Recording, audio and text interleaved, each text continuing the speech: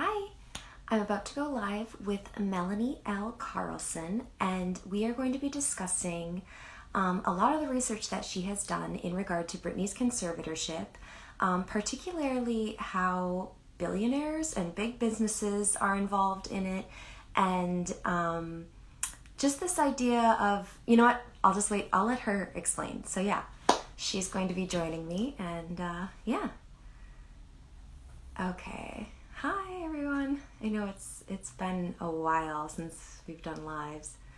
Shoot, maybe I should send this to Melanie. She was ready and then I made her wait. Melanie. So yeah, for those of you who haven't seen, Melanie has been doing like super thorough research in regard to Britney's conservatorship. And one of her big missions is that she wants a lot of people to understand that there are a lot more people that interplayed in this conservatorship beyond the names that we know. Like, we all know Lou Taylor's name at this point. We certainly know Britney's family. Britney's definitely dragged them herself. But yeah, Melanie really has gotten into more of the power players and just how this is a huge network. Okay, hey Melanie. Okay, hopefully this works. I accepted it.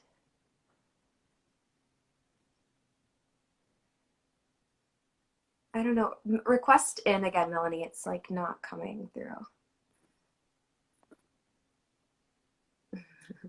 You might have to like, yeah, it says you're unable to join. So you're probably going to have to like, just like exit out of Instagram and then come back in and join back into the live and then request.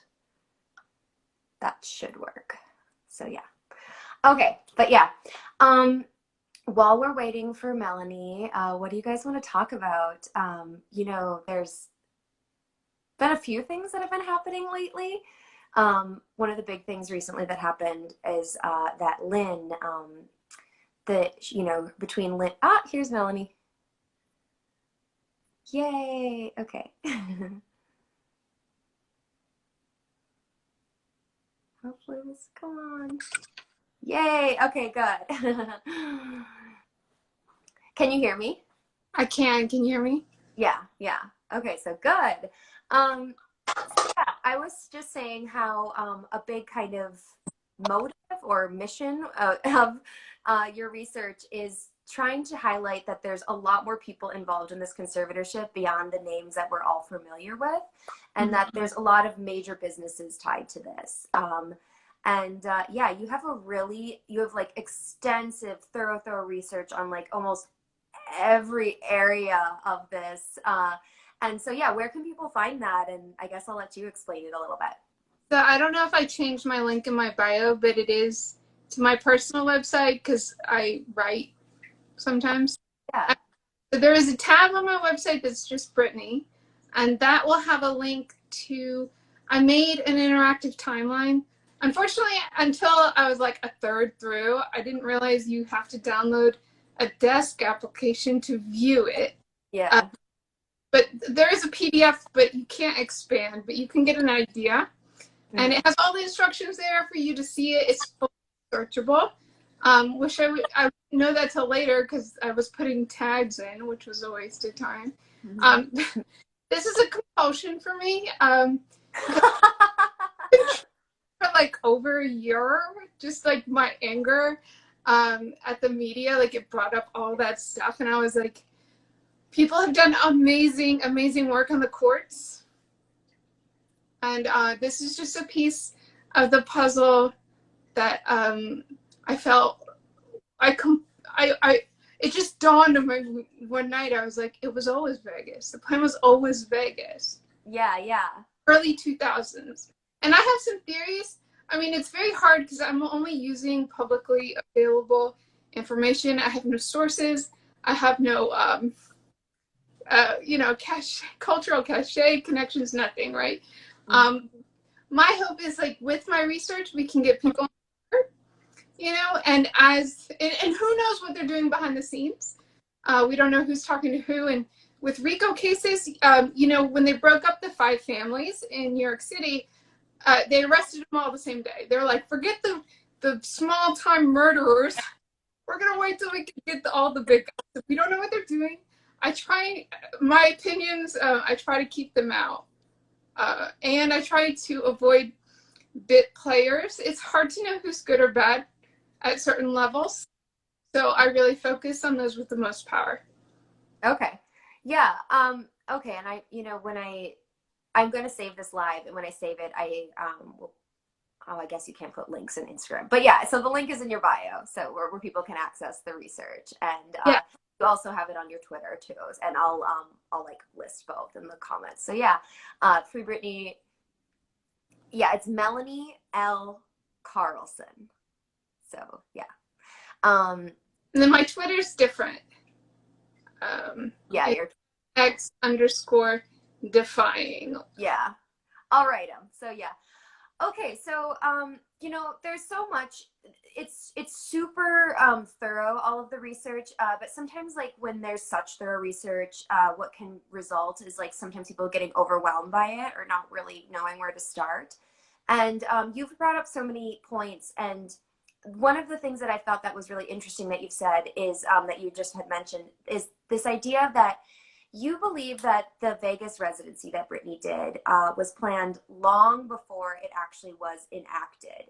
You think maybe even potentially before the conservatorship. And yeah, it does. Once it's brought up, it's just kind of like, it is kind of obvious that this idea probably started long before it happened. But so when do you think maybe the ideas started happening, and why do you think this? Okay, so we know Palms Casino. Okay, I'm 40 years old, so I view this from that perspective of living as a peer at that age. Right. The advent of reality TV and celebrity appearances and all of that, that really seemed to, in the overwhelming paparazzi, it really did just feel like it came out of nowhere, right? Reaching kind of a initial wave in the mid 2000s. And so I know from Jamie Spears did an interview with the Las Vegas Sun in 2014.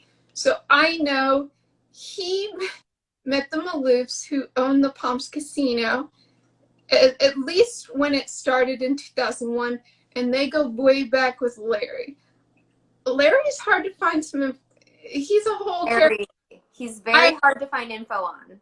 He was deep in the Florida stuff. Like, I'm really not sure. I mean, the Backstreet Boys and Britney all work together a lot, and NSYNC and Lou Pearlman, and Larry has businesses in Florida in the late 80s even. So, which is also where TriStar got their start, is, in Florida, which I know that's like a bit over talked about TriStar and Lou Taylor, but just another.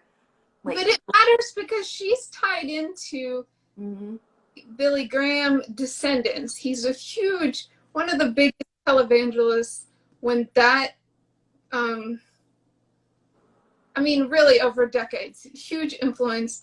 So she's very tied into the most powerful right-wing evangelicals. Right. And there's business connects here too. So going back to Palms Casino,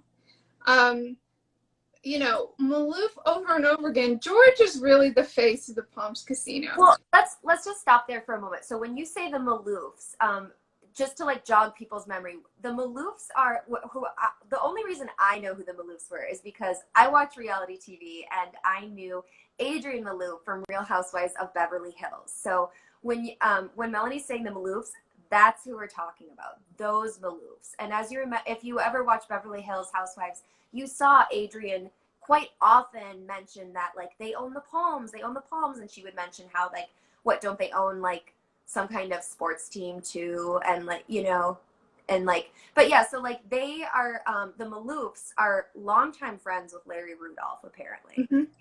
And they were very much involved in the reality TV. Yeah. It's like they had a number of clubs in the Palms Casino. One included the relaunch of the Playboy Club, which they hadn't had any in 25 years.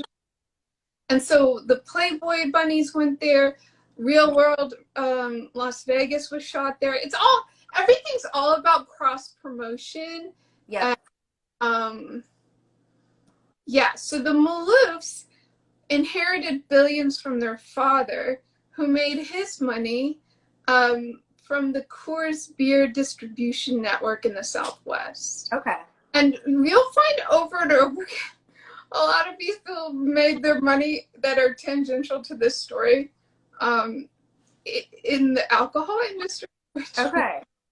and I originated. didn't know that they started their wealth from Coors. I didn't know. And I'm wondering how, like, didn't Coors sold to Miller like 10 years ago? So I'm wondering how that breaks down with the Maloofs. So the Maloofs. Okay, that's kind of that's a derailment. We got to focus on yeah. So yeah, anyway, yeah. There's a series of businesses. Right. They ended up selling it. I think the last thing they sold was the Sacramento Kings.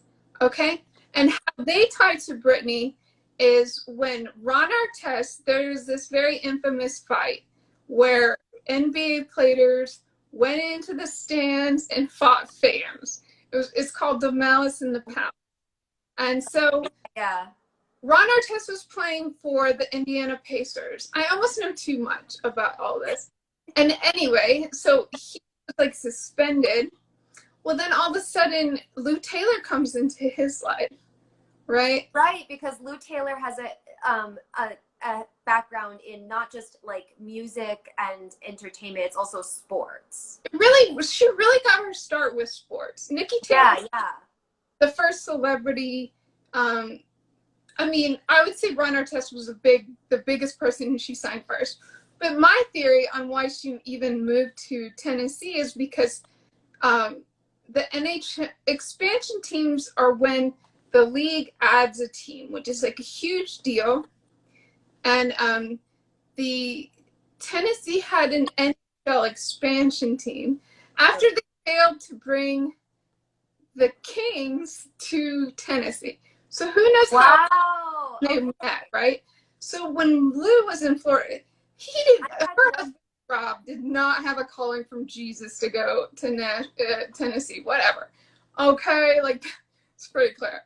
She already had experience with the Florida Panthers, which is an NHL team. And then I kept getting confused because I don't watch sports. And then Nashville is the Predators, right? And she is one, obviously. So I feel that she moved there because she wanted to expand her business, and she already had cachet insofar as representing NHL players. Because she moved to. Okay, so let's just pause there for a moment. So just to like reach to like summarize it. So okay, so you think that Lou Taylor actually moved to Tennessee because there was going to be expansion teams in the NFL. She already had experience representing an NFL player, so like that's NHL. Sorry. NHL, yeah, sorry, hockey, whatever, yeah, yeah. So for hockey, and which, yeah, I guess it is kind of an important distinction because, like you said, if she's already experienced representing one hockey player, that's the day. So you're saying that it wasn't because of the church and whatnot. Or like not a calling from Jesus. It was, you think, because of the background of sports entertainment that she wanted to set up shop there. Yeah, always TriStar Sports and Entertainment, but her entertainment was very much prior to the start of TriStar, and that's how she met like Puff Daddy and P Diddy, as the kids call him. Right, yeah. Okay, so that's interesting. You know, okay. Sorry, I keep saying, okay. Part of me wonders if, you know, maybe it wasn't like a calling from Jesus or whatnot, but I think that the church was always a plan because of just the convenience of how, you know, you don't have to pay taxes as a church. Mm-hmm. And then Calvary Chapel has a long history of being super fast and loose with their finance tracking and having very minimal people having access to their finances. So I wonder if, and then like Nashville and like the whole Tennessee region, it is like kind of part of the Bible Belt. Like I wonder, and you know, a lot of people have said that like they went with Lou because they felt like, you know, she's a Christian woman, so they felt comfortable with that. So, and she was very much kind of marketed as a fixer. And so terms of like, you know, Ron Artest publicly, kind of mental health challenges, substance misuse, right?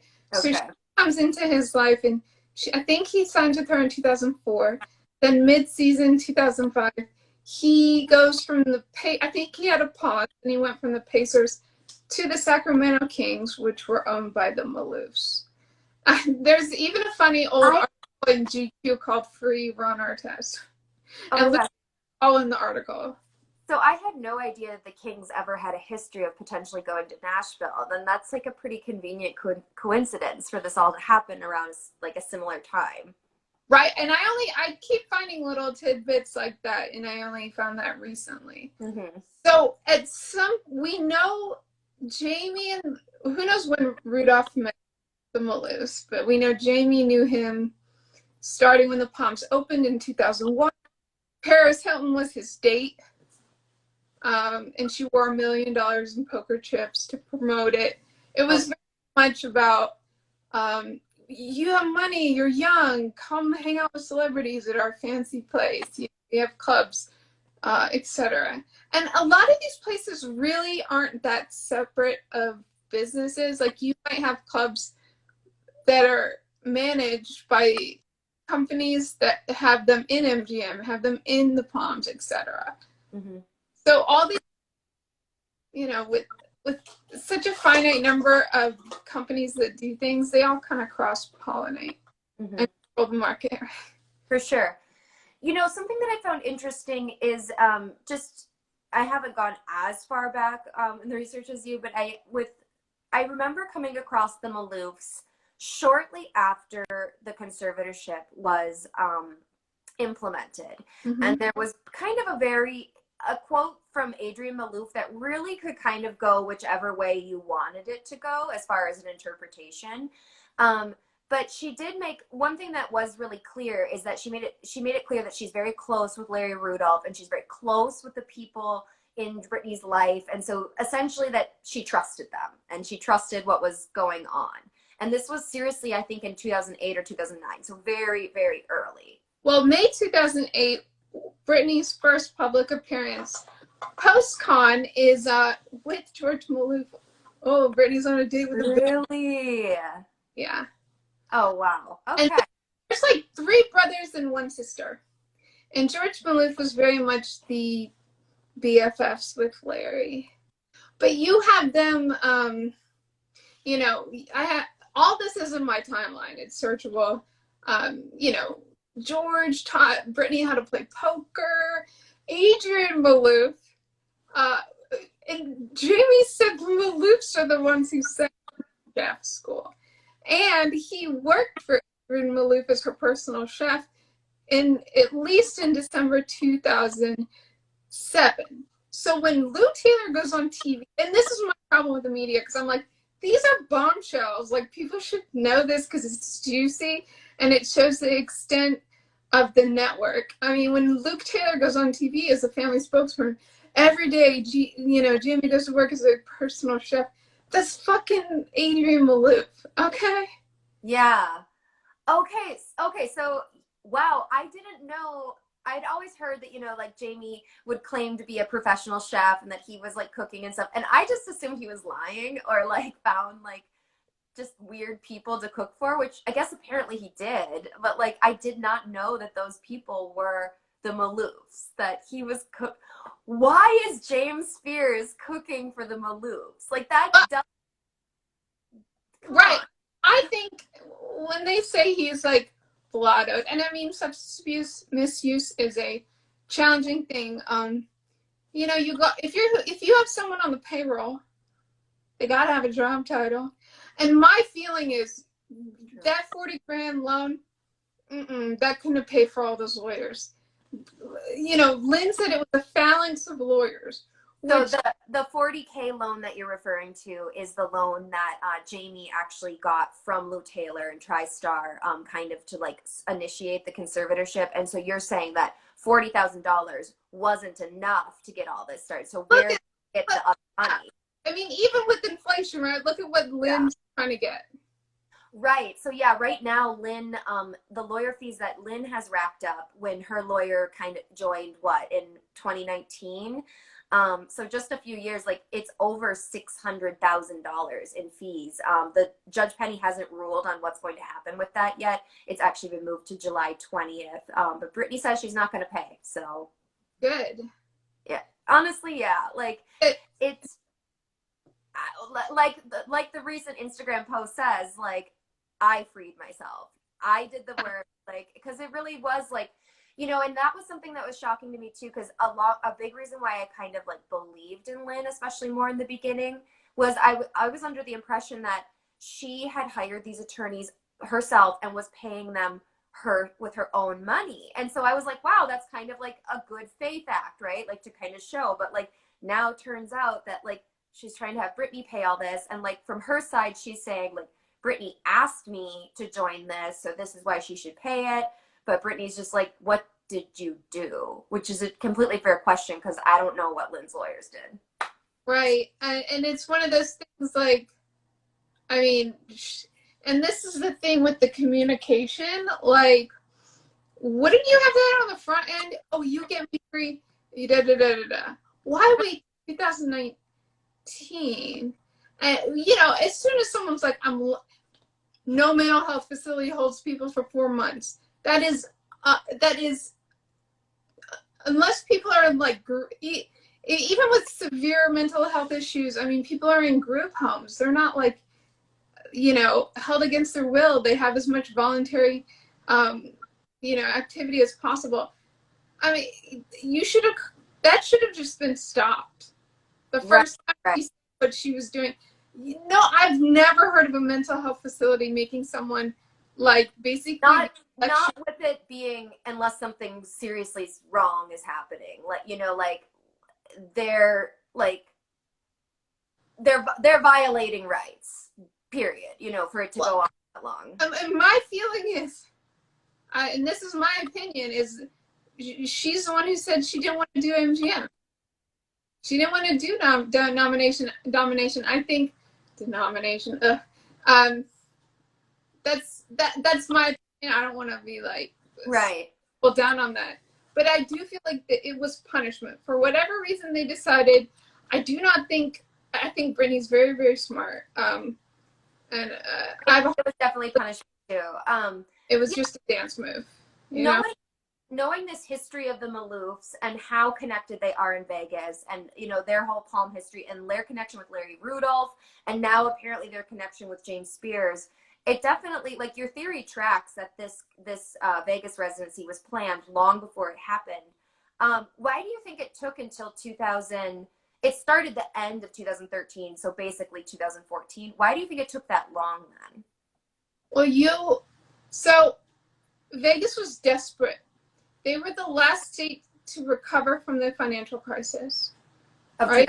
It hit 2008. Yeah. The Maloofs, I think they sold a bunch of shit to try to save the Palms. Right? There's like news reports of them flying coach, right? And like everyone in Sacramento hates them. They squandered their billions. They're terrible businessmen.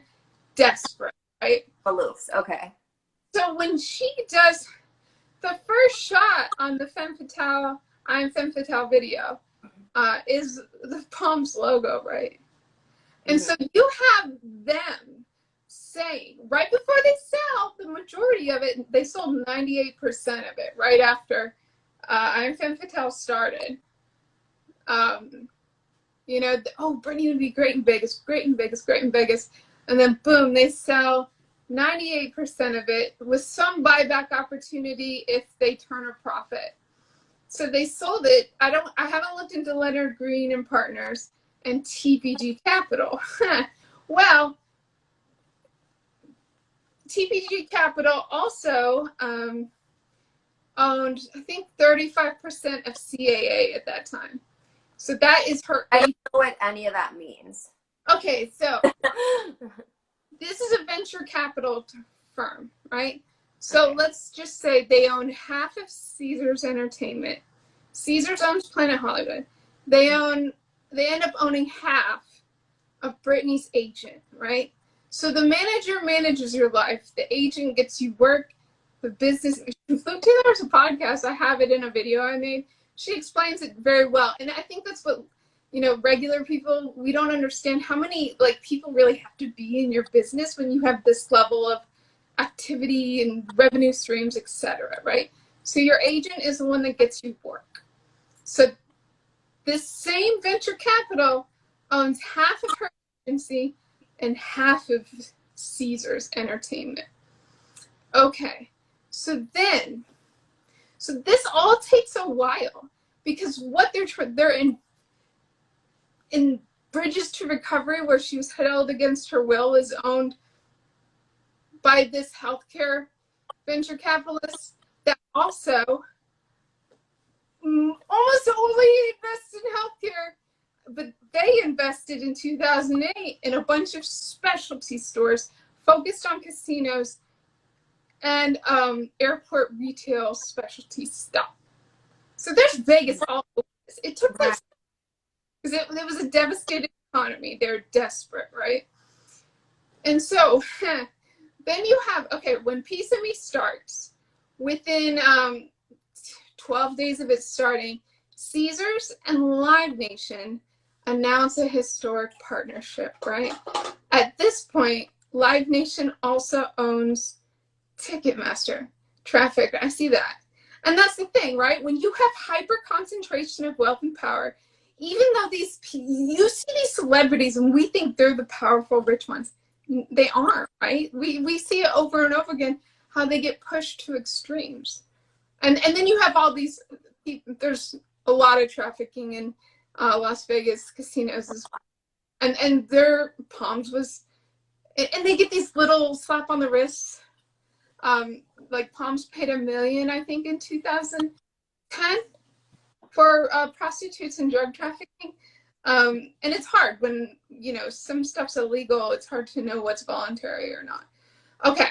So we also do know that like places where like prostitution is legal, that like trafficking rates increase exponentially. Like this isn't a knock against sex workers. This is like who are there voluntarily, but this is an acknowledgement of the people who are trafficked, and this is just a fact, you know. And prostitution is legal in Nevada. Right. And Las Vegas has some of the highest rates of human trafficking in the country. Yeah, I'm my specialty is not in trafficking as much, so good to know. I had no idea. I've always just wanted it to be a safer thing. If people want to get out, they should have the resources. If they want to stay, it should be safe. And a lot of people marginalized or pushed into that kind of work due to discrimination and oppression. Okay, so just to acknowledge that. So Live Nation is basic. When Live Nation and Ticketmaster merged in 2010, they control 80% of the ticketing market in the United States. It's worse now. Yeah. And I just did an episode of why Live Nation should basically be broken up, and the merger should never happen. There's a filing with the DOJ now to look into and investigate that merger. Okay. And they control a majority of the secondary market as well, which would be StubHub, Vivid, whatever. Okay, so you have Live Nation partner with Caesars for Piece of Me, right? And what we've seen is like with the planting and forcing of Britney in Vegas, she was the seed, you know, that helped everybody else. She's like the anchor store in the mall, you know? And then it slowly rose. And everybody will say, Celine Dion has a role, her fans have gone against me. And I'm like, look, she has a role. But Britney was considered mid-career, whereas Celine was considered... Right. It was expected for artists like Celine to be in Vegas, but Britney, to have a young artist like Britney, still considered very young, nobody was doing it. It literally, like, it wasn't a thing. Like, people were kind of, like, weird about it when it first happened. Like, they thought it wasn't going to work at all. But yeah, it did work because it's Britney, and you know people are going to come where she is. They want to see her, and so yeah, she definitely was like a seed that helped like let other young artists like, hey, you can come out to Vegas. Like it doesn't mean your career is over, and like you don't have to tour. You can just be in one place. You know, like it worked very well for Vegas. I know like Britney alone, she's brought in over $20 million for Vegas, and that's just like the money that they're directly like can allot to her, like Right. obviously. If How you much look more? at Yeah. SEC filings, right? Um, People often forget, like we're talking, the tickets are the cheapest part, Yeah. what probably costs as much as a couple, like 3, 4 drinks, right? You got hotel rooms, you've got other amenities. So she really is she's a human, but in business lens, she's an attract. Yeah. And she is the flower that, attracts all the other money. Mm-hmm. Okay, and so with Live Nation, all right, so Irving Azoff is a manager, right? His role is very much like Larry Rudolph. He's old school. He comes from like Steely Dan and the Eagles. He was CEO of Live Nation when it merged with Ticketmaster. Well, he left. He left Live Nation, 2012, I think, or 11, December of one of those years. Well, when Ticketmaster had already bought his management firm, which was Frontline Management Group or something. See, they make it confusing on purpose. Mm-hmm. I don't know where all their spider webs are. Anyway, so when he left Live Nation, he could take a few acts with him, but then he was on a non-compete for 5 years. He could not represent any other artists. But guess what? He has a son. And, his son signs in January 2013. And who? I didn't. You cut out there. Irving Azoff's son, Jeffrey Azoff, signs on to be Britney's Okay. talent in January 2013. As soon as that news is coming, there's already leaked gossip that Vegas is happening. I'm telling you, years in advance of planning. Irving Azoff had a non-compete. His son did it. And you have articles where Jeffrey's like, oh, I'd be stupid not to get advice from my dad. But then you got this bitch getting on 30 under 30 lists for being such a successful business guy. And it's like, I think he was just a proxy for his dad, right? Yeah. Yeah. Dad wasn't allowed to sign anyone for 5 years, but he still wants a piece of that pie. So just have your son come on. Like, nepotism is extremely useful. So well, and also he sees himself as an entrepreneur. Live Nation is a publicly traded company. They have to answer to a board of directors, and everything they do is public. But that doesn't mean that he didn't maintain a good relationship with Michael Rapino, who is the current CEO of Live Nation. The thing is that Lou Taylor she's left and this on the website. very publicly thanked Live Nation. She has publicly thanked the Azoffs. She's regarded them as mentors and kind of personal heroes of sorts. 100%. And so Lou Taylor, and that's what I keep emphasizing to people. Lou Taylor couldn't silence an entire industry. Yeah.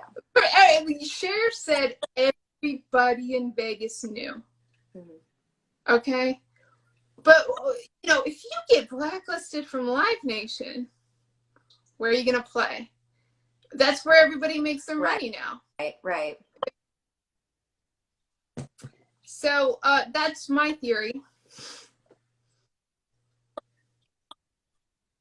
Yeah, it definitely tracks, and it does explain why there was such a silencing of so many people. Why did say everyone knew? And I mean, how couldn't people know? If fans over the years we thought things were weird, how could people not know who were in close proximity to it? And yeah, just kind of it really does show that the paths to have success are on the level that is expected for celebrities, or the ways that you can, doing concerts and stuff and how you sell your tickets.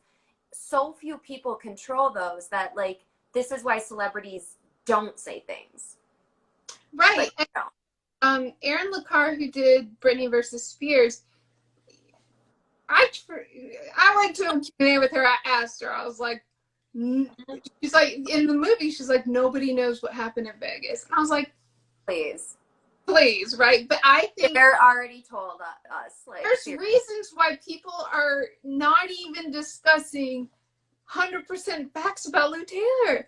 They print these like cease and desist or warning letters, and it's like, yeah, but if you just say boom, boom, boom, these are things she did, these are things she said. Why does the legal letter scare journalists off everything else? And Lou Taylor was really nobody until Vegas. She made her career on it. Jeffrey Azoff made his career on it, and Larry. That triad is considered kind of the genesis of the rebirth of Las Vegas residencies. And you even have like the Caesars guy that Larry has said in interviews, 3 to 5 years ago, I had the idea to do this. When it was That's true. Yeah, you know, like now that you say that, I do remember him saying that. Like they were open about the idea of Vegas for a long time. My goodness. Wow. And the thing is, my feeling, see, it's really hard to know until she speaks on all this stuff. This is a very tight group. Irving Azoff ended up repping Gwen Stefani in 2014 after Christina Aguilera, who he also repped, left The Voice. Okay? And who also did the Vegas residency. Exactly. So, in April 2007, first of all, the Robert Malouf opened a state-of-the-art recording. Oh, it's loading. A state-of-the-art recording studio, and part of Blackout was recorded there. How did it, like, I don't know, right? April 2007, they opened a state-of-the-art theater called The Pearl. Very hard to find information on it, but Gwen Stefani opened The Pearl. The VMA comeback, and I've seen a journalist say, I was in rehearsal, she's back, she looks great. I mean, I don't know. I smell sabotage, allegedly. I don't have a good sense of smell. That was at the Palms as well. So my kind of feeling is that she was being pressured into doing a Vegas residency at the Pearl in April 2007. I have no evidence for that. Right. But what you see is like the same characters. And the Azoffs are lifelong friends with the Kardashians. Irving Azoff was very close to Kim's father. And the O.J. Simpson thing, I mean, that's in his subsequent imprisonment. That's a whole. I don't have time for that. Oh my gosh. Okay, so it's just really this twisted web of the same people again and again and again, but they represent so many people or have such a chokehold on the industry that this is how, and that you maintain. And I completely agree with this. I actually get it that Lou Taylor wouldn't have been able to do all this on her own. She didn't have the power to silence the entire industry like this. She needed help, and people like the Azoffs, the Maloufs, and just like the proximity of Live Nation, and like I forget what else. You've listed a few people, but like basically this is much bigger, and that these people clearly had an idea of like how probate courts work too, and right. I think we know that the courts practice character assassination quite often when they want a ruling to go. Like there's a movie, Wag the Dog. Fake war to win an election. Robert De Niro's in it. And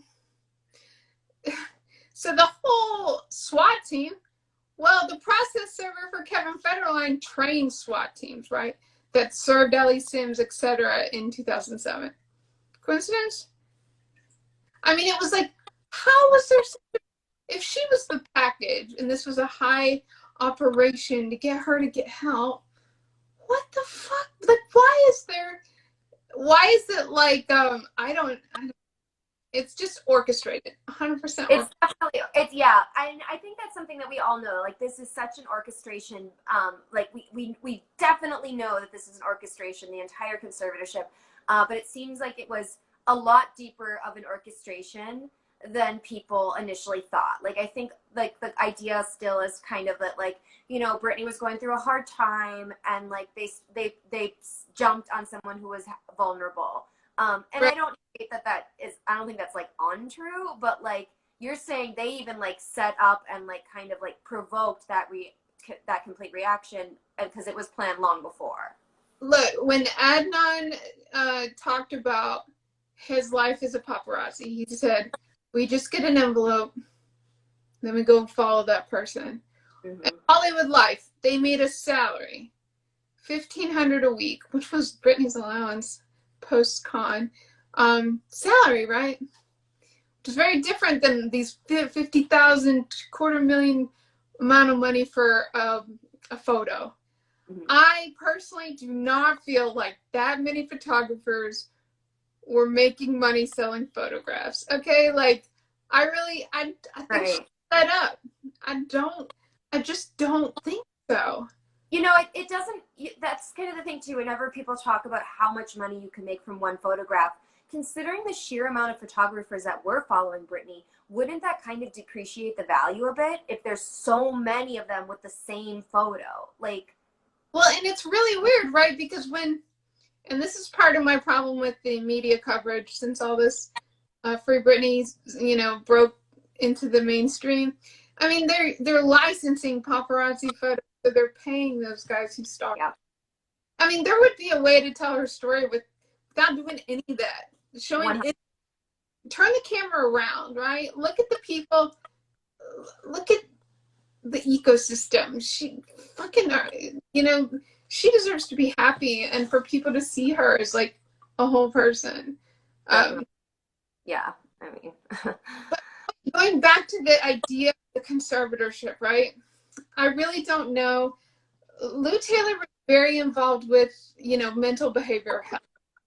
So when Ron Artest won his Lakers championship ring, which is worth a lot of money, and they get replicas, whatever, he donated to mental health facilities in, I believe, California, Nashville, and Indiana, where he had previously played. And mental behavioral health places, I looked into the ones he donated to. They do have like adult day services. A lot of those people with severe intellectual disabilities are in kind of facilities and do have conservatorships.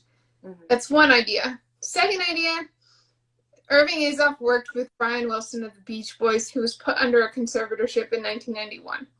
Yep. There you He go. signed with Giant Records that Irving Azoff started in, I think, 1997. So there is precedent. And interestingly, when one of the former Eagles found his wife shot dead in his house, he put himself in a conservatorship to deal with the trauma. But the shooting was an accident. Joni Mitchell, who now Irving runs like global music licensing. He just bought Joni Mitchell's catalog. Well, she's in a conservatorship. He so there's licensing, you guys, and then there's accounting. So like for Lou Taylor and Irving, they represent the Prince estate. Irving would make the deals, Lou would manage the money. Okay? So you see that cross-pollination. Who do you think makes more money managing the Prince estate? Person selling the goods, the licenses, person managing the money. Unless they're stealing $600 million. So that's all I'm saying is when we think about power structures, I mean, Lou Taylor's horrible. I will go after anyone by name that's been named by Britney. But if we're going to squish Lou, the underlings aren't talking. We got to put pressure from the top too. So we got to be like, all right, let's make Irving famous, right? Let's investigate Irving Azoff. Because his hands are all over all the people 100. that Yeah. hated Taylor. Yeah, definitely. You know, Melanie, I think that's honestly like a good place to kind of like cap it off. Like you kind of summed it up just right there at the very end. Yeah, I'm going to save this live and I'm going to put all of your links and stuff in the comments. So who wants to check out all of that, please do. Please check out Melanie's Twitter. She seriously has so much research. Yeah, I don't know. Is there anything else you wanted to say quick or any like, Well, I don't know, anything? yeah, I'm not a linear thinker. If you follow me on Twitter, I really don't tweet for my followers. I'm trying to break my research into the mainstream, so I post the same things frequently. So just so you know, like my mission isn't Yeah, to.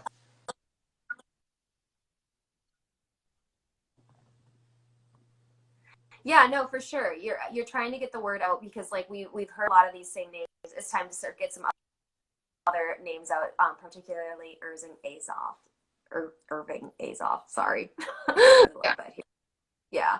Okay. Well, thank you so much, Melanie, and thanks everyone for watching. Bye. All right, take care.